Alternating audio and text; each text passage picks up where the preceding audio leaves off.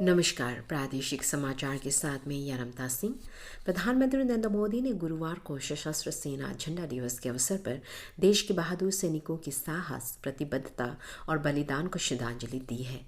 एक social media post में प्रधानमंत्री ने कहा कि राष्ट्र की रक्षा के लिए सशस्त्र बलों का समर्पण अद्वितीय है। उन्होंने सभी सशस्त्र सेना झंडा दिवस कोष में योगदान देने का भी आग्रह किया। 1949 से प्रतिवर्ष 7 दिसंबर को मनाए जाने वाले सशस्त्र सेना झंडा दिवस का उद्देश्य सैनिकों द्वारा राष्ट्र के प्रति दिए गए निस्वार्थ योगदान के प्रति आभार व्यक्त करना और जश्न मनाना है।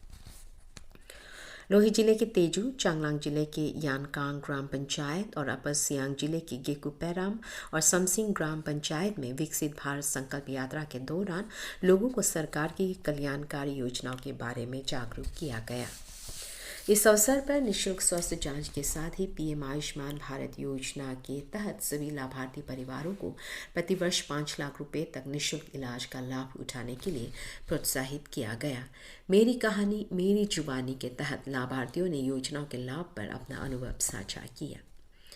अरुणाचल प्रदेश की सीमा कनेक्टिविटी को बढ़ावा देने के वास्ते केंद्र ने रणनीतिक दृष्टि से महत्वपूर्ण तातोमुनी गांव सड़क कनेक्टिविटी को हर मौसम में सही रखने को सुनिश्चित करने के लिए 625.61 करोड़ रुपए की राशि की स्वीकृति दी है। इससे भारत चीन सीमा पर साल भर सड़क कनेक्टिविटी बनी रहेगी और क्षेत्र के सामाजिक आर्थिक स्थिति भी प्रगति करेगा।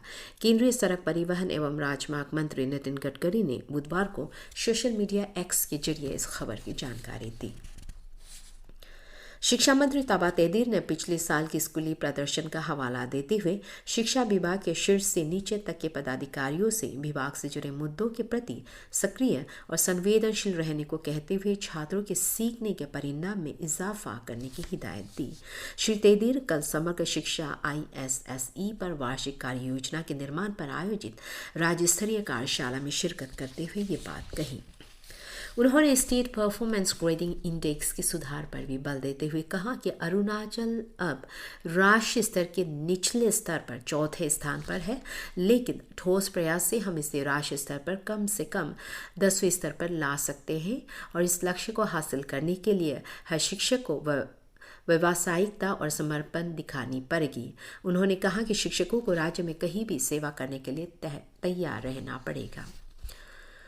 अपर सियांग जिले के मनरेगा लोकपाल की ओर से एक प्रेस नोट के तहत राज्य के किसानों को जैविक बाजरे की खेती करने को प्रोत्साहित किया गया है, जिसमें मनरेगा योजना का लाभ उठाकर ग्रामीण किसानों को जैविक बाजरे की खेती करने की सुझाव दी गई है। गौरतलब है कि बाजरे का औषधीय महत्व है, जिसकी वजह से अन्य राज्यों में इसकी काफ़ी मांग है। मुख्यमंत्री पेमा खांडू ने कल राज्य की प्रथम मुख्यमंत्री PK थुंगन की धर्मपत्नी फुरपा लामू के निधन पर गहरा शोक व्यक्त किया। राज्य विधानसभा अध्यक्ष पासांग दोरजी सोना और प्रदेश भाजपा अध्यक्ष विधायक व्यूराम वागे ने भी श्रीमती फुरपा लामू के निधन पर गहरी संवेदना व्यक्त की। लेपारादा जिले का मुख्यालय बासार के निकट ही और किदी नदियों के संगम में बासार कॉन्फ्रेंस की 6ठी संस्करण बासकॉन 6.0 उत्सव का कल से आगाज हो चुका है। इस वार्षिक उत्सव को गैर सरकारी संगठन गुमिन रेगो की लाजू आयोजन कर रहा है। बासकॉन 6.0 को कल स्थानीय विधायक गोकार बासार सहित लेपारादा ZPM न्याबी जीनी दिर्ची ने पर्यटन निदेशक KN दामो की उपस्थिति में उद्घाटन किया।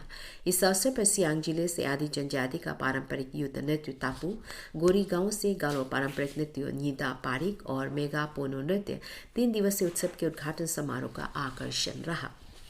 अरुणाचल प्रदेश केंद्र सरकार अंतर विभागीय क्रिकेट टूर्नामेंट के 7वें संस्करण के विजेता रहे केंद्रीय विद्यालय संगठन KVS। केंद्रीय विद्यालय संगठन ने रविवार को खेले फाइनल मैच में मेजबान राजीव गांधी यूनिवर्सिटी को 5 विकेट से पराजित किया। इससे पहले टॉस जीतकर RGU ने पहले बल्लेबाजी करने का विकल्प चुनते हुए 20 ओवर में 7 विकेट्स गंवाते हुए 141 रन का लक्ष्य रखा। जवाब में KVS ने 16 ओवर में ही 5 विकेट बचाते हुए लक्ष्य को हासिल किया। विजेता दल से यूहैब चिक्रो को मैन ऑफ द मैच घोषित किया गया। इस टूर्नामेंट में 8 टीमों ने भाग लिया। इसी के साथ ये समाचार बुलेटिन समाप्त हुआ। नमस्कार।